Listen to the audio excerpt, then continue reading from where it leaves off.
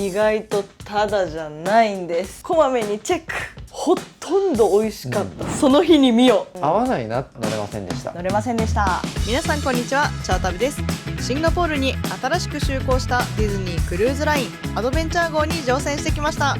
今回の動画では本編の前にディズニークルーズライン初心者の私たちの体験談をお話しします。乗船した時の様子はなるべくすぐアップする予定なのでチャンネル登録してお待ちください。それではどうぞ。まず今回のクルーズは3泊4日の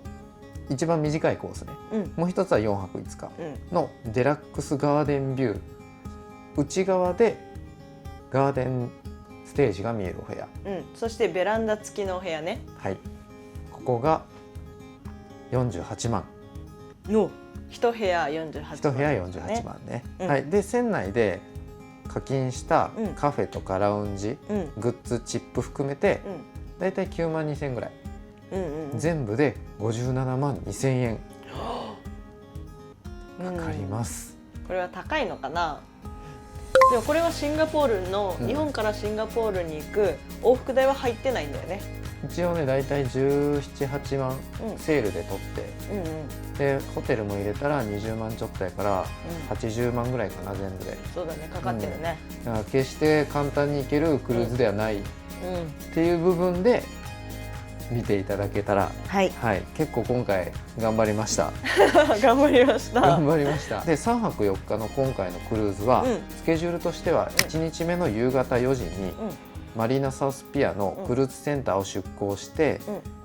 4日目の早朝、今日帰ってきました、早朝7時ぐらいにまた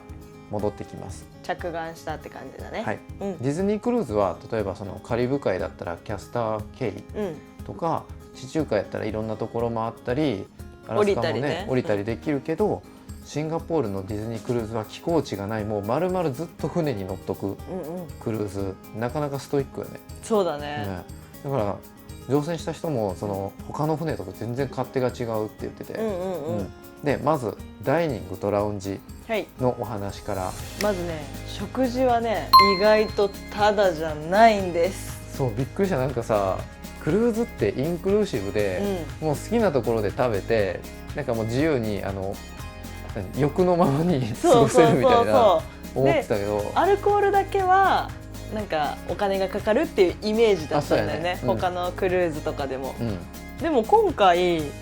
ったら、最低1日3食は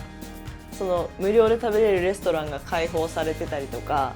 そういうのは含まれてるんだけど、アルコールの他にもね、そのモクテルとかコーヒーとか。そう、コーヒー有料なのびっくりした。一応コーヒーは部屋に馬車コーヒーの、そうだね、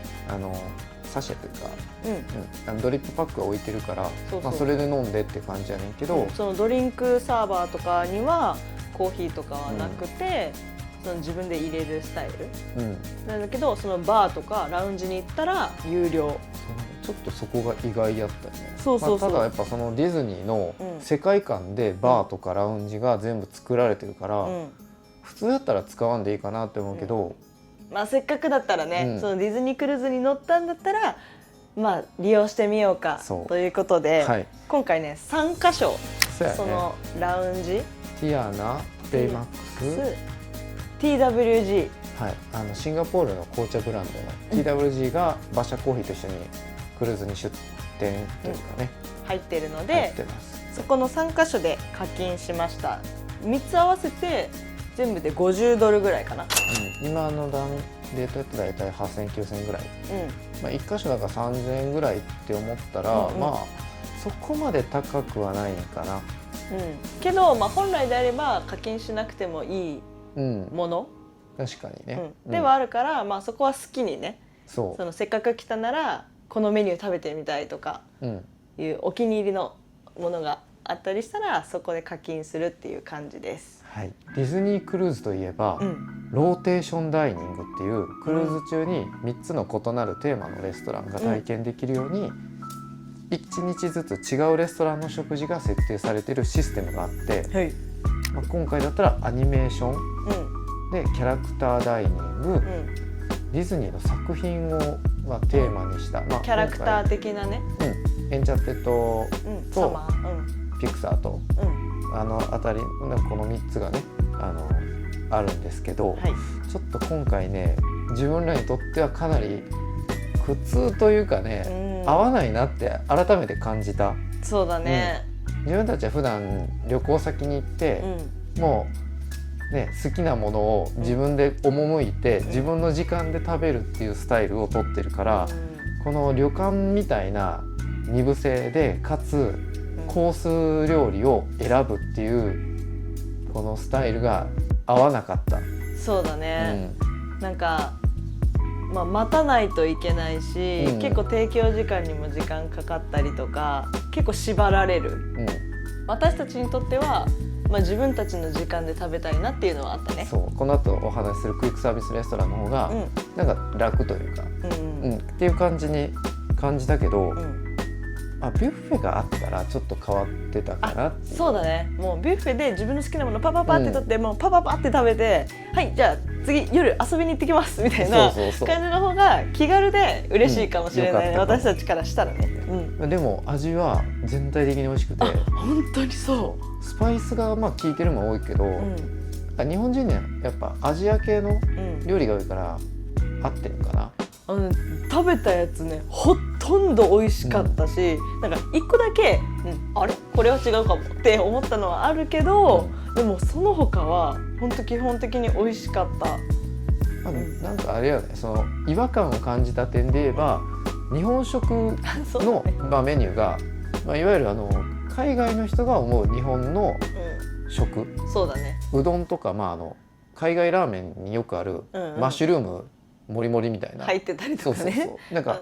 違うよねみたいな。お寿司とかもなんとかロールとかね、お寿司屋さんはまた別で課金すればあるんだけど、そのローテーションダイニングに出てくるお寿司とかはなんたらロールとか、美味しかったんだけどねそれは美味しかったんだけど、なんか基本的にはご飯は全部美味しい、美味しいということで、はいで、一応このローテーションダイニングのシステムを説明すると、乗船前に予約をした段階で17時45分か20時15分頃の2部制のどっちかを予約できます。これ悩むよね。悩んだ。何にも知らない状態でさ、もう最初からどっちがいいみたいな聞かれてもさ、そうスケジュールをまず教えてくれみたいな。そうなんだよ。食がメインで行ってるわけじゃないから、そこがちょっとね困ったよね。で、この乗船時に乗る段階で Wi-Fi 船内の Wi-Fi につなげて見ることで初めてこの3泊4日だったんで3日間のレストラン指定された場所が見れる。そうだね、その時に初めてここ入ってるんだとか、逆にここ外れたんだとか。そう外れたっていうのは6種類あるレストランのうち3つを選ばれてるから、その残りの3つは自分で行かなあかんし行けない場所もある。あります。はい、ここがかなり難しくしてるのが、3日間同じ時間。そうだね。この日は17時がいい、次の日は20時がいいっていうのがダメで、3日間同じ時間でかつこの後はテーブルメイトが一緒で、サーブしてくれるホストさんも、ホステスさんも一緒っていう感じかな。だから今回はさ、その初日のショップのオープン時間がなんか勝手にイメージで夕方かなって思ってたから、遅い時間にしたんだよね。そう、出港後にね、17時とか19時とかにショップが開くと思ってたから、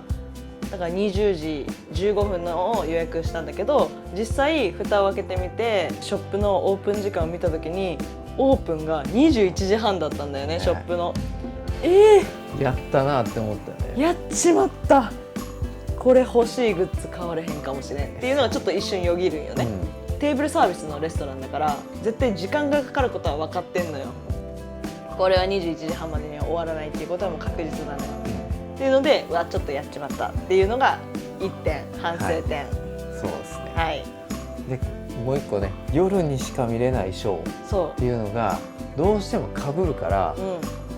レストランもスキップ飛ばして自分たちでクイックサービス使ったりせん限りは見れないショーっていうのがやっぱ出てくる。そうだね、後でお話しするんだけど、できないものがあります。ということで、ローテーションダイニングは、20時15分がおすすめの方は、例えば夜までしっかり遊びたい、でクイックサービスのレストランを多く使いたい。だから小腹が空くんだよね、20時15分からご飯ってなると17時とか19時ぐらいに1回お腹が空く時間が来るから、そこでクイックサービス使うっていうのができる。そう、あとはちょっと時間的な意味合いで子供さんが少なくなるから、ちょっと落ち着いて食べたいなとか、そういう人にとっては、後半20時台でもいいかな。そうだね、テーブルはゲストが少なかったから空いてたのか、その時間だから空いてたのか分かんないけど、空席は結構ありました。結構あったね。ということで、このローテーションダイニングはスキップすることもできるし、そこのところにプレミアムダイニング、マイカーのサリーとかパロとかを入れることもできます。そうだね、お金払って、スペシャルなディナーをいただくっていうことができる、ちょっと今日は特別な日とか、あったら。で、今回のこのローテーションは本編で、どこが紹介してますんで、続きましてクイックサービスレストランのお話です。さっきから言ってるクイックサービスレストランっていうのは、基本的に無料の軽食やスナックがいただけるとこです。昼から夜に営業してるとこが多いかな。そうだね。ただ席数っていうのがやっぱかなり限られてて、駅中のちっちゃいマクドぐらいかな。わかるわかる、雰囲気ね。テーブルが10もない、あって10っていうぐらいの。だから結構オープンしてすぐ席は埋まるかな。で、店内が可愛いからこそ、その店内でやっぱ食べたいじゃん。もちろんテイクアウトして外のガーデンで食べることもできるし、お部屋に持って、お部屋にもプレート持って帰ることもできる。それがクルーズのいいところなんだけど、でもなんかせっかくやっぱ貧乏症やからさ。で、貧乏症もあるし、そのテーマパークをよく使う方としては、その世界観であってこそのメニューでしょみたいな。それもあるね。そうだね。そこがでかいか。だからそのスティッチのとことかあったら、626っていうバーガーがあって、この名前をわざわざつけたっていうことは、この世界観で食べてくださいよっていう、それも一応なんていうの、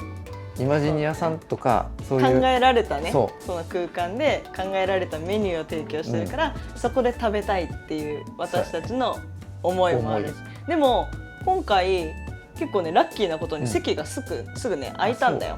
でも結構クイックサービスやから、入れ替わりは激しいからちょっと待ってたら開くし、なんかテーブルね食べた後のものそのまま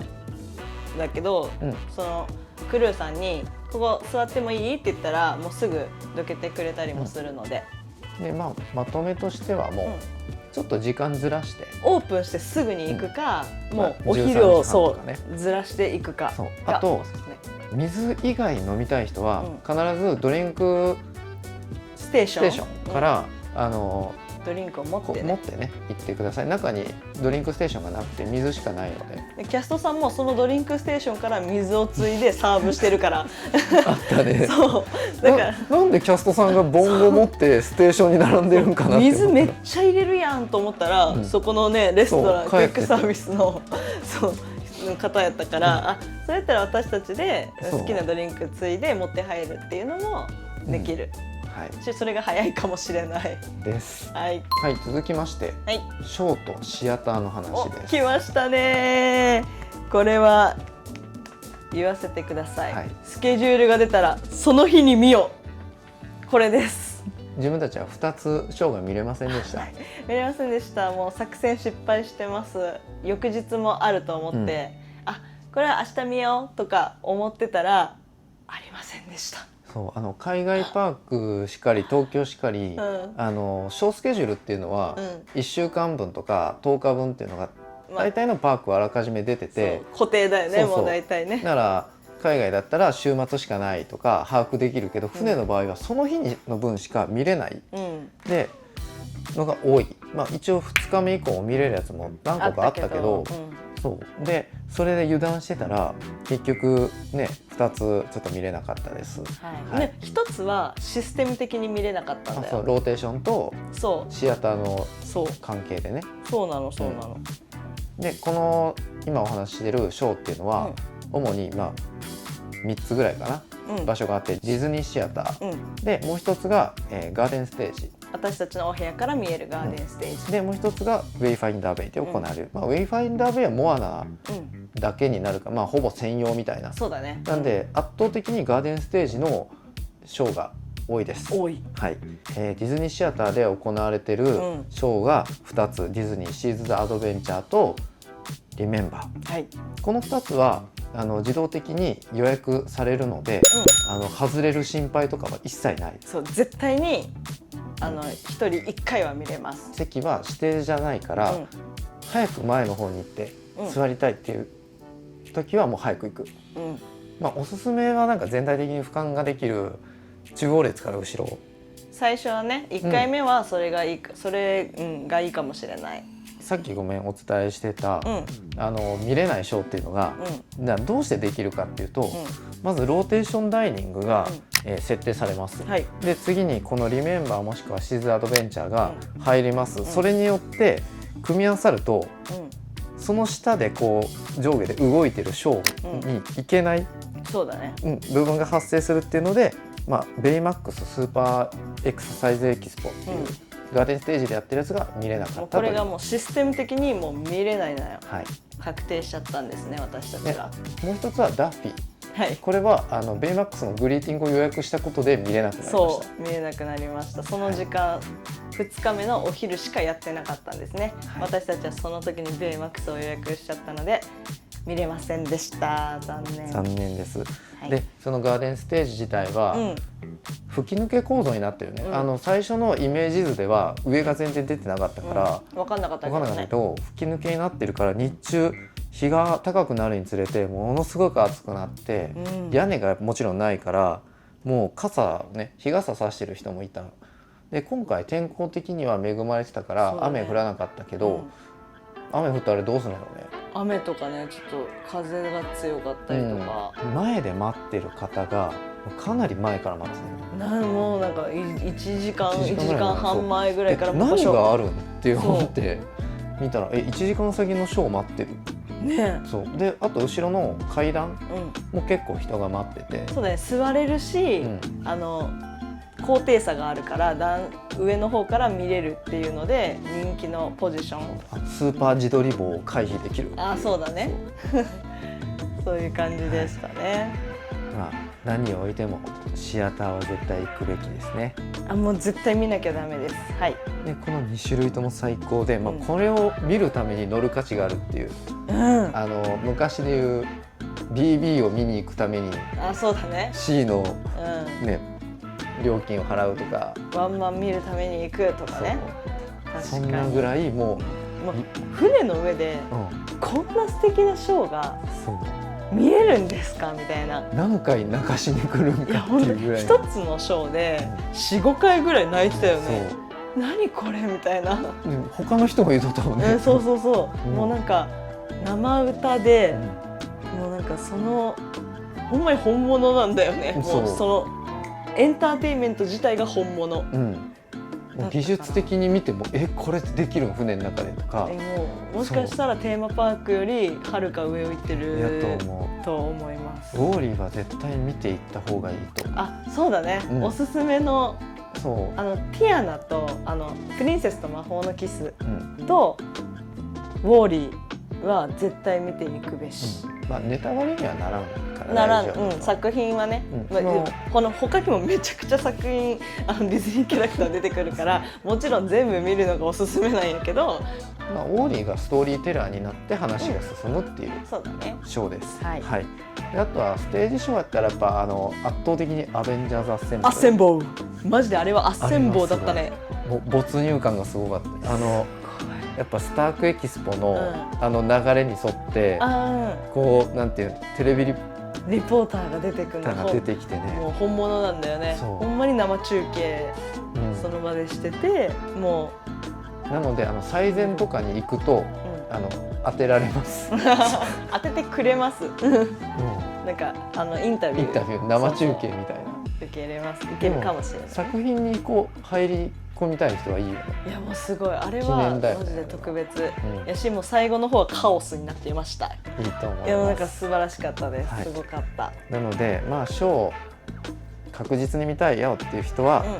ローテーションダイニングシアターが決まった時点で、空き時間を確実にここの時間が何日のここが空いてるっていうのを把握して、できるだけショーが見れない状況を回避するようにしたらいいと思います。はい、はいはい、続きまして、アクティビティの話です。ディズニーのアクティビティといえばやっぱりキャラクターグリーティングと、あとはアトラクション、でクルーズといえばプール、はい、この3つのお話しします。アプリの予約はこまめにチェック、これです。アプリの予約はマジで予告なくいきなり出てたから、そう本当にね、ディズニーパークみたいな感じだね、東京のディズニーパークみたいに結構スマホとにらめっこ最初してたよね。だから東京慣れしてたらすごい全然ストレスフリーだよ、私たちからしたら。こんなの慣れやすいとか、撮れるやんみたいな、撮れたみたいな、今出てるやってました。はい、でキャラクターグリーティングは予約のものとフリーグリーティング、であとセルフィーの3種類あります。で、アプリに情報が出てるものが基本的に予約制のものになります。とあとセルフィーもセルフィーね、情報出てました。はい、でこのセルフィーは基本的にガーデンステージのステージ上で行われてて、下からこうやって撮るとか自撮りでこうやってね、でめちゃめちゃ15分ぐらいかな、長い時間やってくれるから、だいたいもう最後の方になったら、気軽に撮れる。でだいたい15分間、1回は15分間なんだけど、なんか2時間ぐらいパックになってて、例えば2時から開始したら2時15分までやって、1回キャラクターをはけて、違うキャラクターがまた2時半から出てきて15分間やって、またはけてまた3時から違うキャラクターが来てみたいなのを繰り返しやってました。ダッフィーとかやったら、最初はなんか3人出てきて、シェリーちゃん、アンちゃん、リーナベルが3人出てきて、で後半のあとの3人はダッフィーとジェラと、ステラルが出てました。で後半また別で、オルメルも出てきて、ペアとかグループが変わったりしたり、ミキフレもミニーちゃんとドナルドとドナとグーフィーと、あと別でミッキーとプルートが出たりとか、そのなんかタイミングによってもキャラクターの組み合わせが違うから、毎回見たら違う可能性はあります。はい、でもう一つフリーグリーティングっていうのは、船内のいろんなとこでやってます。自分たちが行った時はプリンセスは比較的7階タウンスクエアの上の吹き抜けになってて、バーシャコーヒーとかそうだね TWG があるところのエリアで行われてて、キャラクターはそのミッキーとかは7階のデッキ、外のね、海が見えるところ、そこでよく出会ったし、クルーズらしいよね。でもあの瞬間っていうのは確かにパッて出てみたらキャラクターいるみたいな、もう真っ青な海が、ね、続いてるところに、ね、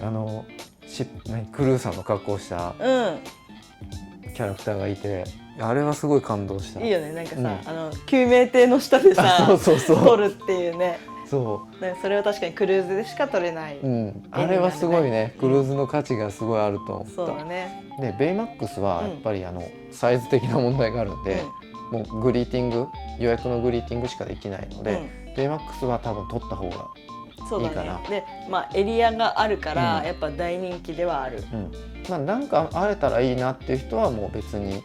もうベイマックスだけ撮っておけば、あとは多分どっかしらで会えると思う。今回ミッキーとミニーも予約制だったんだけど、でしかも1人1回予約は、になります。だから3日目は結構ね、予約枠が復活してるというか、なんか何回も出てきてたよね。だから基本的には予約はできると思うんだよね。予約が取れなくても普通にいました。私たちは会えました。ラッキーなことに。探してみてください。思った以上にそんな感じでキャラクターに遭遇できる。こんな感じで会えました。はい。あとはなんだろうね、ちょっとどうかなって思ったのが、セルフィーが3日目以降めっちゃ多くて、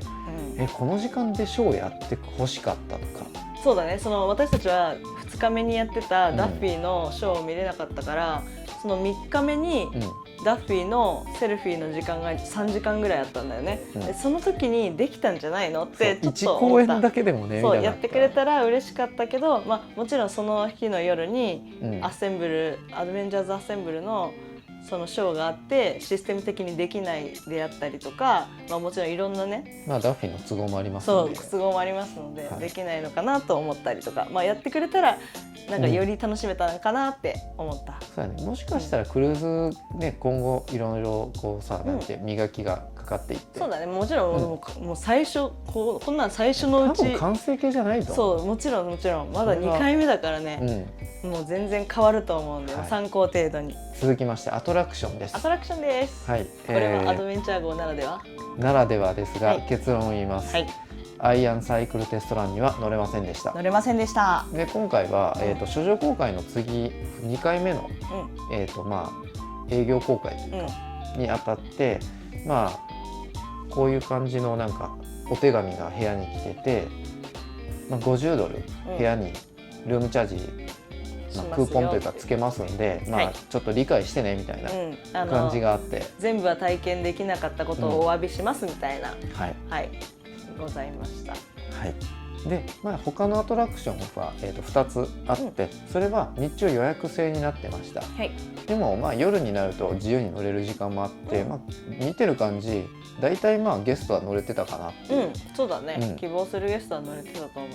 ます。ちょっとこれは辛口にはなるけど、の辛口きました。でそうさ、なんてもともとアドベンチャー号って12月に就航する予定だったよね。25年の12月に就航予定で延期して、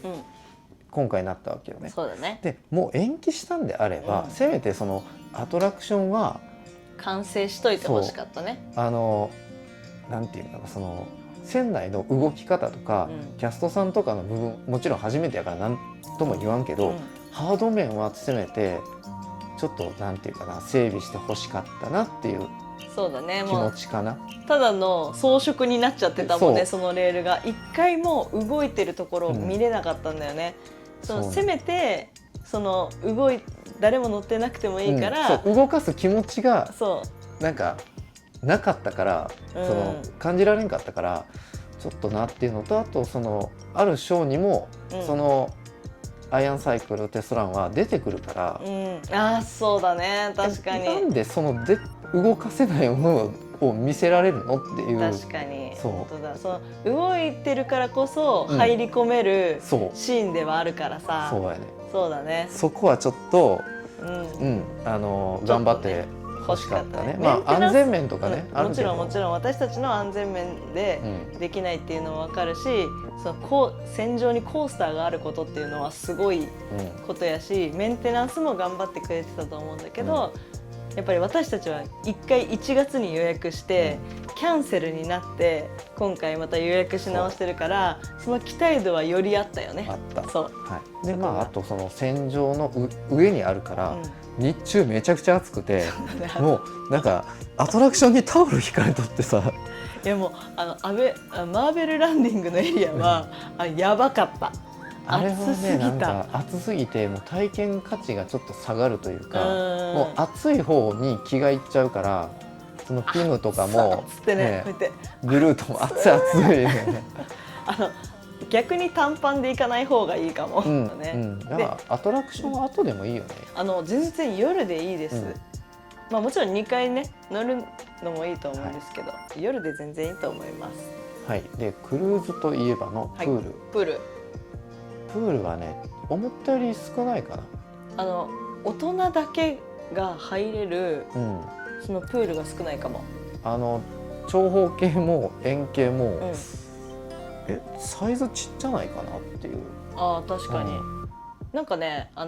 プールのエリア、水遊びのエリアがトイストーリーの今回エリアで、そこがお子様向けだった。で、私たちが入ったのは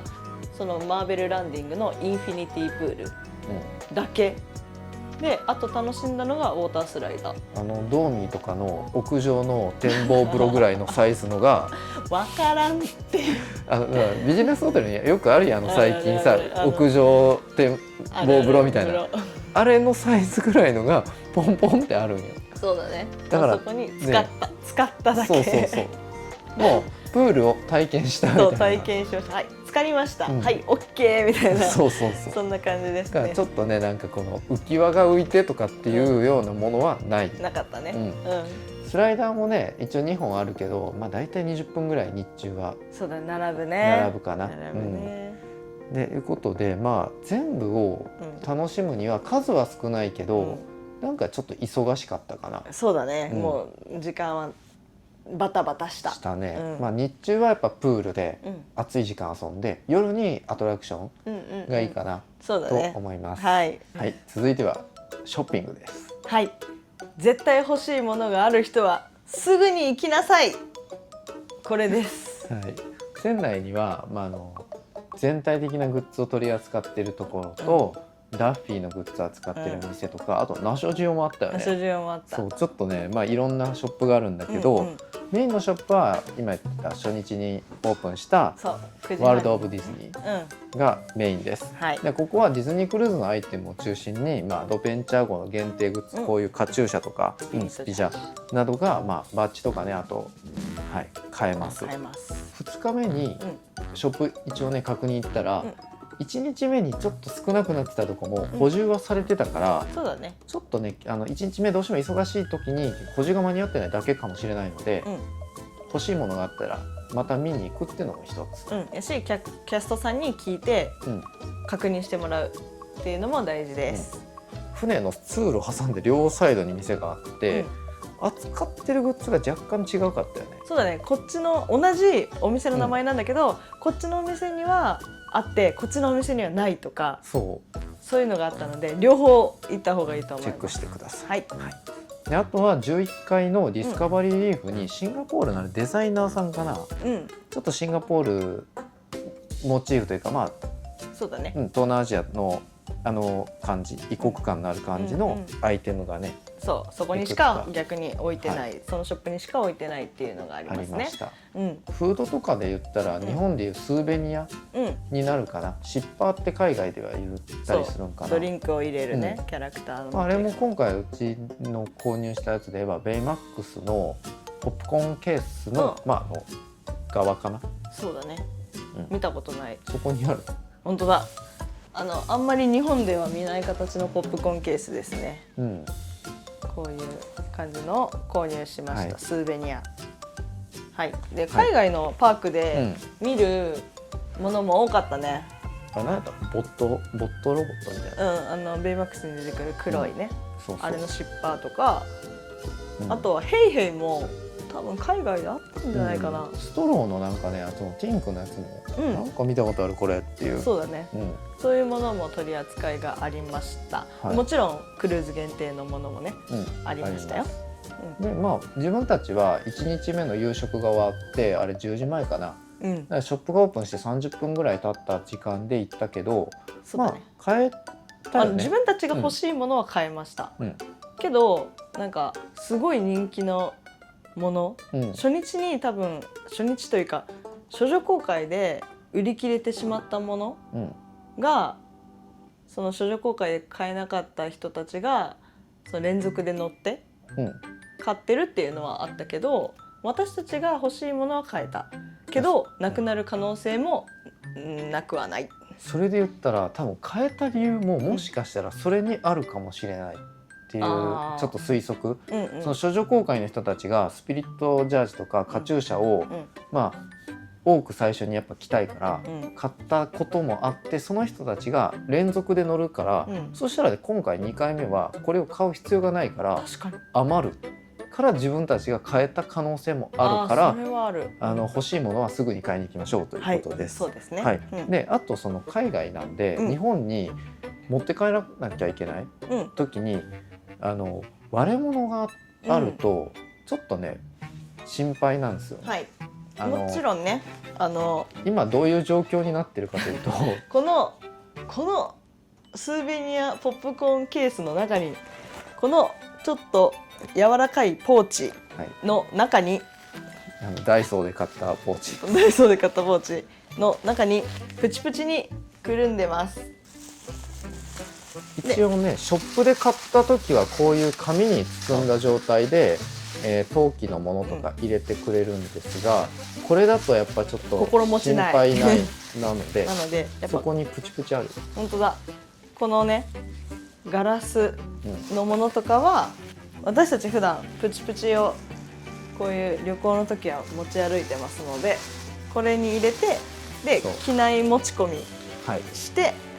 守るというね。で機内持ち込みも上に上げないでください。もはいう上に上げたらやっぱどうしても衝動とかでそね予期せぬアクシデントがあるから必ずもう絶対割りたくないものはう下下に前の座席の下に収納するとか。自分たちで守るはいというのが基本です。です。はい続きましてお船の中の、はい自分たちに、接客してくれるうんキャストさんとかのお話をしたいと思うんですけど、ゲストサービスっていうくくりでお話しすると、うんキャストさんめちゃめちゃ頑張って、うんなんかちょっと感情移入というか、うんしちゃうぐらいこの船の中うで、ん自分たちも船乗ったらなんか不安というかあるやん、うん中で接客してくれてるのに、もうめちゃめちゃ頑張ってくれてるのに、うんシステムが全然追いついてないんじゃないかって、そうだねちょっと思うことがいいっぱいありましたうんうん船にはねサーバーさんって言って、お料理とかうん持ってきてくださる方の他に、うんベッドメイキングとかしてくださるステートステートルームホストホストさん、うん他ショップのキャストさんとかも、お掃除の人とかいろんなもう人のおかげで船に乗れて快適にクルーズできてるんだけど、連続航海処女航海があって、処女航海着いた日に自分たちも乗船して、で今日もその後すぐにそうもう何時のね次の航海がもう始まってるんだよね。そうめちゃめちゃ忙しいなんかサンライズみたいなもうすぐみたいな。サンライズより忙しいよねあれ。でもそのクルーさんとかキャストさんのスケジュールがどうなってるかは分かんないけど、なんかちょっとなんかねフィードバックが間に合ってないんじゃないかというか、もう、キャストさんがもう自分のもうできる限りのことでひたすらやりまくってる感じがあって、もう本当なんかもう大丈夫ですとそこまでしなくてみたいなそうだね、全然満足なんでこれでもみたいな感じはありました。で特にそのゲストサービスっていうインフォメーションの待機列がめちゃめちゃ長くて、長かったね。なんかそれの話をしてる人もちらほらいたよね。あ、そうだね。そうもうなんか1時間ぐらい待ったっていう人もおるし、まあ常に列はあったかなみたいな。あったね。で自分たちの滞在中にちょっと何回かトライしたんだけど、電話がやっぱつながらない。であとルームサービスもなんだろう5分くらい待っても出ないから、もういいわってなって。そうだね。そう、タイミングとか、ね、もうよると思うんだけど、もう繋がらなかったからやってみたかったんだよね。ディズニークルーズで、そうそうお部屋の、何でも頼めるというかさ、メニューがあって頼めるから、そこがちょっと残念だった。ね、で結果ね、まとめとしては、私たち初クルーズだったんで、初クルーズの人からするとサービスは十分だったよっていう、感じだね。そうやね。いろいろあったけど、クルーさんも混乱の中でやってくださってるから、無理は言わない。もちろんこれからレベルアップもオペレーションもどんどん変わって、この体験っていうか経験からどんどんね、レベルアップスキルアップしてくれると思うから、今後に期待です。ウォルトも言ってますからね、パークは完成しないと。そうです、これからどんどん良くなると思います。で一応ね、お部屋も良かったよね。今回のお部屋選びは誰だと思いますか？私です。あれめちゃめちゃ調べたよね。最初の情報何にも出てないから。最初の情報ね、船のさ、デッキ何みたいな書いてあってさ、それぞれのさ、これどこにしたらいいみたいな。普通の建物やったら、トイレがここにあるということは、この配管上構造上そこには何も作れないはずだから部屋はここから始まってみたいな。そうそれからまずねなんか構造の割り出しからしても、素人のくせにねそっから始まって、で本来多分ディズニークルーズでいうとそのステータス的に海が見える部屋っていうのが高いんだよ、オーシャンビューね。そうオーシャンビューのベランダ付きが多分基本的には高いはずなんだけど、今回この部屋を選ぶにあたって、まず部屋から選ぶのね、部屋の種類から、そしたらガーデンビューのベランダ、今回頼んだお部屋が高かったんだよ、オーシャンビューより。そうってなった時に、待てよ、これはガーデンビューの方がいいお部屋なんじゃないかっていうのを考えて、そしたらその面が出た時に、あ、ステージがここにあるんや、ってことは上にはステージはない、屋上には本来屋上にステージがあるはずなのに、それがないってなったら、ここで出航パーティーとか全部やるぞっていうのに気づいたわけね。そうそう、マジいろいろ考えてるからこっちもいろいろ考えてんねん。でまあ部屋をね、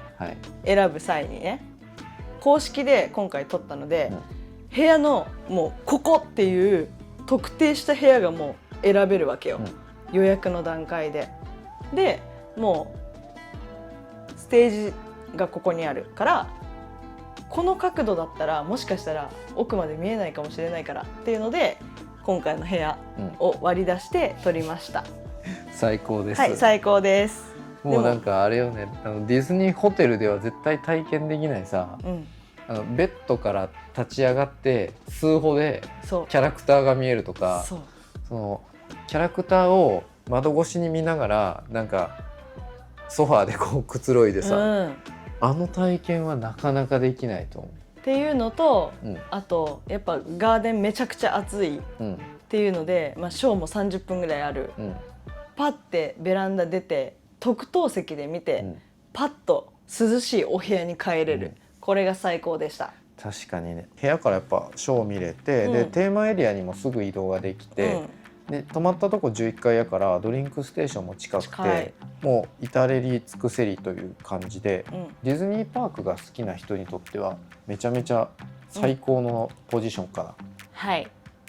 でお部屋の中もね機能的で、3泊4日過ごしましたけど、収納力もあってストレスフリーで過ごすことができました。スリッパが部屋に歯ブラシとないので、スリッパはねベランダ出る時にあれば、そうだね、靴履かなくても済むから、そういう面ではスリッパがとても便利です。っていうのと、あとうちの部屋ミッド真ん中、船の中の真ん中だったんで、揺れはまだ穏やか。そうやね、船の揺れね、で結構レストランとかで後ろに行ったりとか、前の方に行ってみようとかで移動したんだけど、揺れてたよね。そうだね、揺れの話してなかったね。揺れはねやっぱりめちゃめちゃ酔いやすい2人で、1日目の夜までは我慢してたけど、もうあれ我慢してたの？そうどうしても無理と思って、2日目の朝かなに、アネロンをいつも飲んでる強い酔い止め、いろんな人が勧める前から使ってます、もうアネロン一択です。あれを飲んだら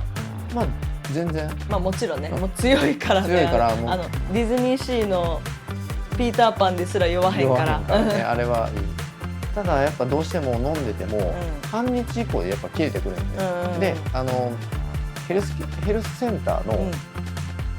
酔い止めっていうのもあって、そう中に入らなくても外にもセットされてるの、タブレットが。あれもめちゃめちゃ効きます。多分ねアネロンより、これはもう個人の感想です、アネロンより眠気はきにくいかなとは思う。そうだね。でもチャオは眠たくなったって言ってたから、私すぐ眠たくなるんで。人によるかもしれない、だから結構強いよね。結構強いと思うよ、で私は今回アネロン飲まずにそこまで気にはならないんだけど、なんか常にこうなんか揺れてるわ、今揺れてるとか、結構敏感な方だと思います。気にならない人は本当に真ん中だったら気にならないと思うけど、4日間も乗ってたら、やっぱおのずとね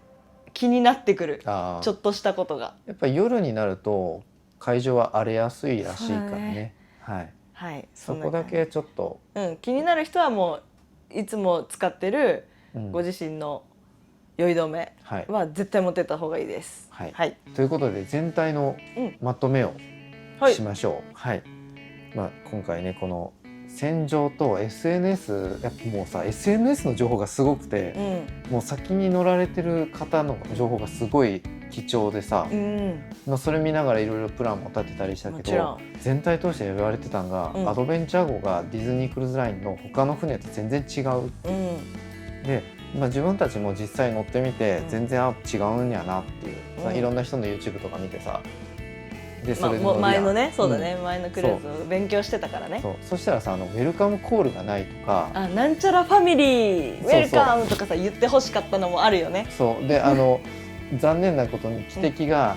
デジタル音声というか、そのパーティーの時ね。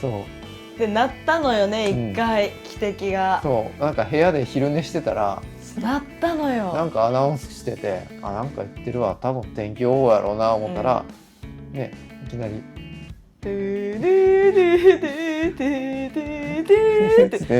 今鳴ったよね。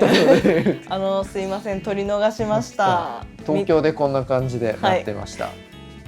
3日目の12時気をつけてください。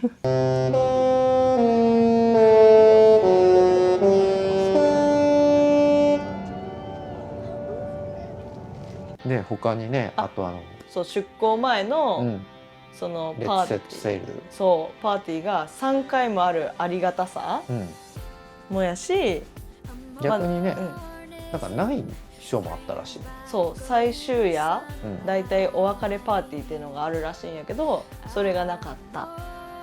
ていうのも違うポイントです。はい、それとともにね、やっぱ普段ディズニーパークに行く機会が多い私たちにとって、クルーズっていう体験も初めてやったけど、もう価値観が全然違う、自分たちの当たり前が船では当たり前じゃなかったり、船の当たり前が自分たちにとってはそのお料理とかね、そうだねそう全然違うなっていう、新鮮でもあり戸惑いもあったね。あったね、戸惑いの方がなんか多かったかな。そうだね。新鮮な面で言うとさ、やっぱ起きて、もう寝るまで全部ディズニー、一歩もその世界から出ることがなかった。今さ海外とか行ったらさ、日本もそうやけど、日本は帰りに基本電車でとかシャトルバスにみんなでぎゅうぎゅうに乗ってホテルとか確かに帰るね。帰るけど、その瞬間がないから、すごいね。もうすぐお部屋好きなタイミングで、ディズニーのお部屋に帰って寝れて起きてまたディズニーみたいな、もうその世界観が好きな人にとってはたまらんし、それが私たちにとってはもう新鮮でありました。どっちかというとコミュニケーションを密に取る必要があるから、クルーさんとかはね結構やっぱ気にしてくれて、ご飯の味はどうとか、足りないものはないとか、今日の調子はとか、廊下で会うたびに聞いてくれて、全然めちゃめちゃいいよとか、今めっちゃ忙しいとか、そういう話はするけど、日本の感覚からしたらないから、そうだね。ちょっと驚くかな。そこは海外のパークに近いのかなっていう感じだね。英語とかがちょっと苦手とか、あんまり海外に私たちは堪能じゃないしね、行ってないから、ちょっとねしんどい時ももちろんあったから、その辺はストレスかな。そうだね、コミュニケーションがちょっと苦手な人からしたらちょっと戸惑いはあるかもしれない。シンガポール雨やってましたね。わお、どうなるんだろうね。クルーズ一応ね、海域的にはシンガポールから出てちょっと上の方かな、ジャカルタの方に行くのかな。マレーシアとジャカルタの間をずっとぐるぐるしてたから、なんかこうなってたよね、なんか、そんな感じですよね。でこのアジア地域初のディズニークルーズライン、ディズニーパークがこのない東南アジアに進出したことで、多分これが初のディズニーってなる人、多分ねインド系とか、そうかもしれないね。そっちの方が結構ね3割ぐらい乗ってるんかなっていう印象。でもシンガポール自体がすごい多国籍の人たちがいるから、まあそれは一概には言えないんだけど、まあ、シンガポールにも言ってそのディズニーはないから、でもしかしたらディズニーのコンテンツ、まあ、パークではなくクルーズに乗るっていう方たちは多いのかもしれない。でやっぱねそのディズニークルーズとかパークの当たり前、常識暗黙のルール、まあどうだろう、最近まあ X でも話題になってるけどカチューシャをショー前に外さないとか、そうあとその前で超ロング自撮り棒をなぜ最前列で自撮り棒を上げる必要があるのかみたいな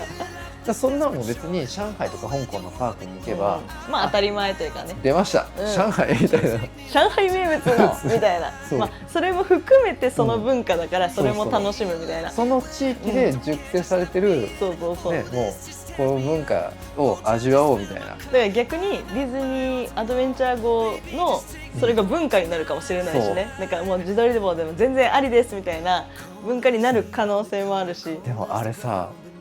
これ本音でね、ディズニークルーズのめっちゃ乗りまくってる人からしたら、多分ストレスでしかないと思う。そりゃそうやろうな。なんか自分たちのクルーズが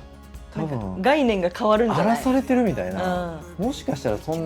なる可能性もあるよね。あるかもしれない、だって東京で自撮り棒いきなりブワンって出されたらみんな多分うえってなるやん。言うよね多分、なんかだからキャストさんに言うよね。あ、そうそう、なんかあげてますみたいな、下げさせてくださいみたいな。まあ、舞浜丸ではどうなることでしょうか。そうですね、まあ、こんなねさまざまな国と地域で、ね、やっぱ宗教も違うし文化も考え方も違う人たちが4日間今回こう同じ船に集まって、だからいかにねお互い気持ちよく過ごせるか、まあやっぱ理解も大事だよね。そうやね、まあ、今後舞浜丸が東京に就航する時にはどうなるんでしょうか。まあだからパークには行ったことあるけど、ディズニークルーズは行ったことないよっていう人が乗る機会が多くなる